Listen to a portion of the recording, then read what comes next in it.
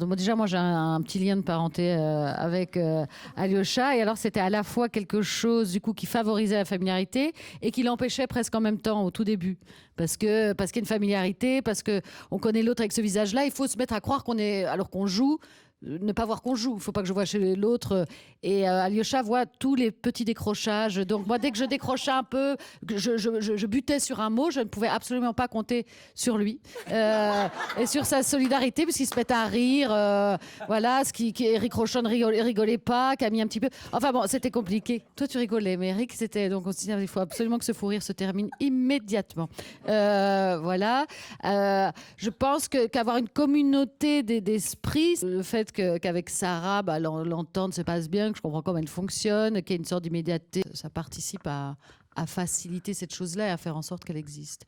Et ensuite, les rapports frères-sœurs, il y aura tellement tant de choses à dire. Ce que je trouve intéressant, qu'on peut dire aussi pour cette série, c'est que les frères et sœurs n'ont jamais les mêmes parents. Je veux dire, même si biologiquement, c'est eux, mais voilà. Et je pense que si on interrogeait Sarah sur sa mère et son père, Alyosha, moi, enfin, je veux dire, son parent de fiction, on dirait pas du tout la même chose, quoi. Enfin, pas du tout la même chose. On n'a pas les mêmes parents. Voilà.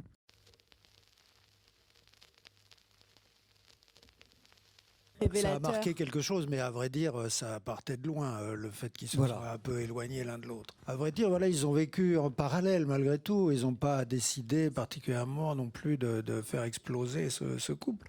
Et d'ailleurs, les choses, petit à petit, prennent une autre tournure. D'ailleurs, il y a d'abord un éloignement réel et puis ensuite quelque chose qui se rapproche. Oui, il y a quelque chose qui les a quand même rapprochés. C'est leur petit enfant à tous les deux.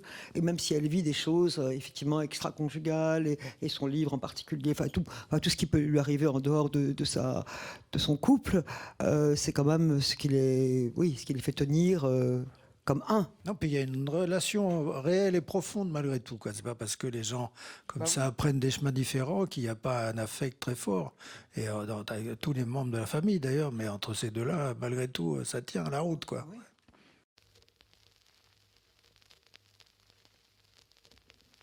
Oui. C'est vraiment beaucoup avec Camille. Après, il y a un truc qui m'a aidé et en même temps qui m'a fait prendre les pieds dans le tapis, c'est que je me suis beaucoup concentré sur le clown. Parce que le clown, à la fois, c'est inspirant, mais c'est aussi inquiétant, parce que j'avais peur d'en faire une caricature. Donc j'ai rencontré, grâce à Sarah, le Rire Médecin, qui, au niveau national, est une association avec des clowns qui vont quotidiennement dans les hôpitaux pour faire rire les enfants. Donc ça m'a beaucoup aidé de les rencontrer. L'une d'elles, Hélène Gustin, est devenue ma coach. Le fait de pouvoir aller en immersion aussi dans les hôpitaux, qui était assez bouleversant et où je me sentais vraiment pas légitime du tout au début, et puis jusqu'à ce que j'ai vu un enfant éclater de rire avec ses parents, et d'un coup je me dis en fait tout ça a un sens.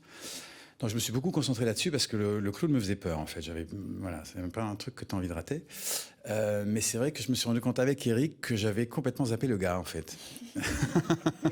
C'est-à-dire je préparais un clown, mais alors l'homme, alors là il n'existait pas le mec.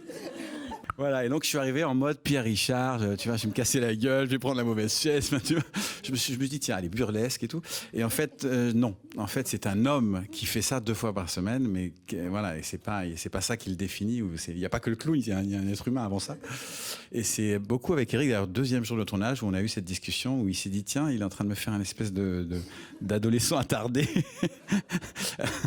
Et c'est là où je me suis rendu compte que j'avais pas tout à fait fait mes devoirs, mais heureusement, en course, et grâce à l'intervention d'Eric et à notre échange, je me suis dit, mais ce gars, pourquoi, voilà, et que j'ai commencé le train en marche à essayer de récupérer mon Louis, quoi.